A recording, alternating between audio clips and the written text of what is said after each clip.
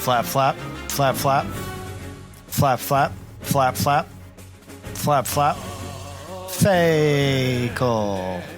Hey there, summoners. FEHole is back on the job this week as Faye enjoys another week away on vacation. We have another special report from the FEHology podcast. Boy, I sure do love those guys. They always get everything done right. It looks like we'll hear from Joel first. Take it away, Joel. Hello, summoners. My name is Joel, and I love power creep. It keeps the game moving. I love playing with the newest toys and using new mechanics, but what I love most is getting to use my old units in new ways. But let's talk about the power creep that hurts the game. Preference weapon power creep has ramped up to incredible levels. The best example I can give you is Fallen Edelgard vs. Surtur. Check these kits out. Surtur was an absolute terror with one effect in his weapon, the 20 damage. And we'll call it 2 effects in his preference skill with the visible 4 points of buff and debuff. Fallen Edelgard has slaying, an in-combat debuff, a wary effect, built-in Gale Force. Built-in Gale Force! I'm gonna stop there. Just looking at the number of words between these two examples, you guys get the idea. But why is this bad, and why do I hate this kind of power creep? So, let's go back. IS releases Savior skills, and I immediately go find Black Knight. The unit goes from average to amazing. I get to take an old unit and use it in a completely different way. With preference weapon power creep, you're completely leaving old units behind. I want to use my favorites. I want to use Spring Sharena and Black Knight to solve these crazy AR puzzles. Creep has to stop because it renders 90% of the previously released units obsolete, and those include a lot of our favorites. So give me new skills. Give me safety fences. For the love of God, give me better inheritable weapons. Don't give me an entire page worth of text for a preference weapon or skill. Ugh, power creepy. Just in time for Halloween. I sure can't wait for those new units. Maybe even a new game mode? It looks like Mori is up next to talk to us about game modes.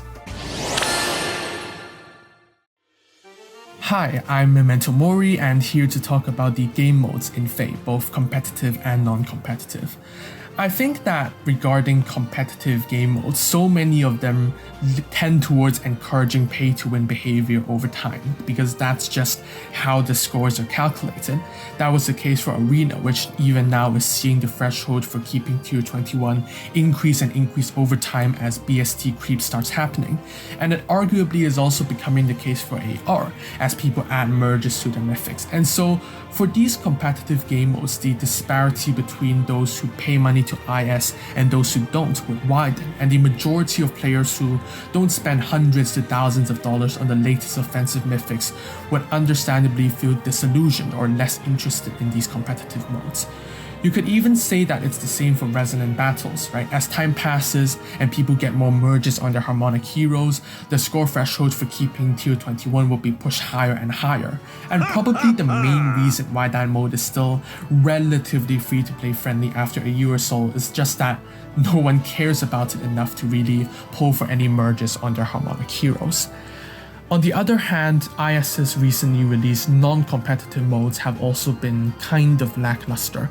Frontline Failings is essentially pressing a couple of buttons an hour at most to bet on probabilities that both cost you nothing and don't really give you anything substantial in return, while the hero's journey is basically just a filler version of Forging Bonds but with more RNG thrown in, though of course the latest update with the pseudo-sparking system for those memento events would help this a little. I think that the problem with these game modes is just that they don't really serve to engage a large portion of the player base. Of course, they're going to have their fans. I know Ilya really likes Frontline Failings, but the fact remains that you don't really engage with these game modes enough, or they don't really interest you enough for you to maintain your interest in FE. And so I think that the key towards a good new game mode is 3 things. Firstly, of course, it needs to be fun, it needs to be engaging enough to lots of the players player base. Secondly, it needs to be something that is unique, something at least a little different from what has come before. And thirdly, I think that it probably should not scale in enjoyability the more money you put into it. I think of the relatively recent game modes, Hall of Forms is definitely the best example of this. It's something that anyone can enjoy regardless of whether they actually paid for a form assault or not, and obviously its skill mechanics with the RNG involved bring something new to the table, and forcing you to use that very limited roster of characters makes it more interesting and exciting. I think that the same could also be said of Pawns of Loki, but to a lesser extent. Being able to use your friend's units gives someone the chance to score very, very highly without actually having to whale a single dollar, though of course meeting a whale team in the wild could very easily end your run as well. And yeah, so like these game modes are things that bring something new to the game. They're something that can keep you interested, and they're something that don't really require paying money to IS in order to enjoy or enjoy even more. And so I think that, in the future, of course, with the upcoming FEH channel, when IS releases more of these game modes that are actually interesting enough and not just kind of fluff modes like Frontline Failings or Hero's Journey, I think that that could be a very good method of bringing players back into the game or keeping them engaged with it for a longer period of time. So yeah, that's it for me. Great points, Maury. I'll be thinking about that for days. I would love to see some new things to do in Fire Emblem Heroes. Here's Ilya to tell us about the summoning pool. Hello, summoners! Ilya here to discuss the state of the game. My section, in particular, is about what has been wrong with the summoning pool recently. So as time goes on, we get more units in the game. The summoning pool itself gets more and more full. Now, they try to fix this by making changes to it and improve summoning, and they did a great job of that last year. I'm thinking sparks, multiple sparks on some banner, more fixes to the units you can get pity broken by, fixing how much the pity breaks affect your rates, giving sparks an extra form of currency afterwards that you can use to buy things, 4-star special heroes, lots of stuff like that. This year, the focus has been a lot more on competitive modes, and thus the summoning pool has been fairly neglected. We're getting so many units now who seem to have been developed simply as fodder units. Think about the dual skills on Oter and Yuri. They can't even use them. You just summon them so you can give those skills to other people. Now, we seem to be getting a lot of units who are just trying to push newer, flashier skills on us instead of being actual units in their own right. And it's hard to get excited for that. When a unit is crafted with love and you can see the attention to detail, that is what is exciting, and it shows that they care about us. When we get units who are just trying to be pack mules that deliver us new skills, we can't get excited for that. The number of unique units in Fire Emblem itself as a series is also finite, and that makes its own problem because the more units we get in the game, the fewer units we have to draw from. The more popular ones go first, there's fewer people to be excited about.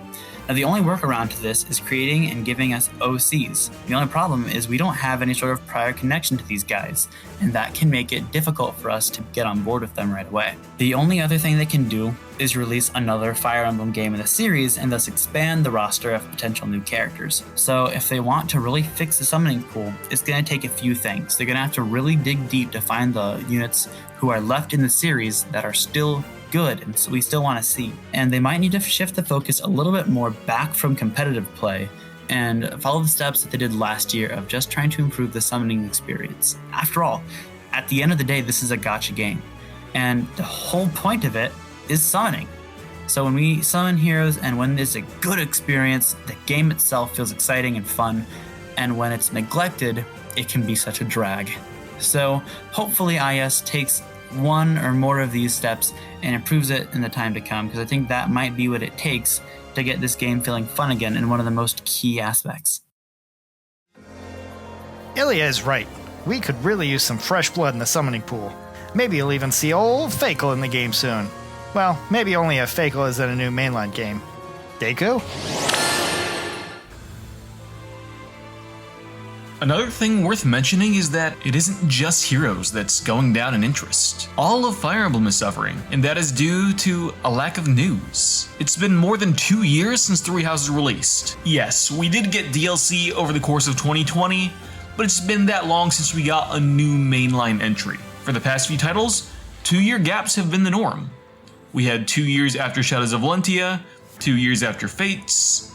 The last time we had more than a 2-year wait was between Awakening and Fates from 2012 to 2015. And despite reaching this point, we have no news. No title, no solid rumor, not even so much as the confirmation that we're even working on the next Fire Emblem game. We have nothing. This complete lack of news is leading to people's interest leaning elsewhere. And also, I have to be honest, Three Houses was a massive success and really pushed Fire Emblem toward the mainstream again. But it can't hold us off too much longer. You can feel the Three Houses fatigue in the fanbase. The number of seasonals, the legendary and mythic slots, and especially the brave units. While the game is still popular, its goodwill is waning. I can liken this to the Fates fatigue of 2018, for those of you around long enough to remember the massive blow up after the Hot Springs banner. We aren't there yet, but if Three Houses sweeps CYL for a third time, I think we'll hit that point. We need at least the announcement of a new game by then, something to look forward to. A light at the end of the tunnel. A new place for the excitement to thrive, so Three Houses does not get destroyed in the minds of our active user base. This was worsened by the ending of Cypher towards the latter end of last year. Up until last November, Heroes and Cypher stood hand in hand to keep the series relevant and fresh in the minds of fans. But Cypher is over, and Heroes is suffering from all the other issues mentioned in this video, and thus is failing to keep people's interest like it's supposed to. And that hurts the series as a whole. Both Fire Emblem Heroes and Fire Emblem in general need the announcement of a new title soon to keep from losing players. Deiko, you are absolutely correct. We need something new to invigorate us. Three Houses was great though. Maybe the next Fire Emblem game will be announced soon. I know I'm hoping for that. Well, Intelligent Systems, it seems like you have a few things to work on. We are excited to hear more from you regarding these issues, and we really look forward to playing more Fire Emblem for years to come. For now, though... Oh, goodness. Is that the time? I have to go to... Oh, bad.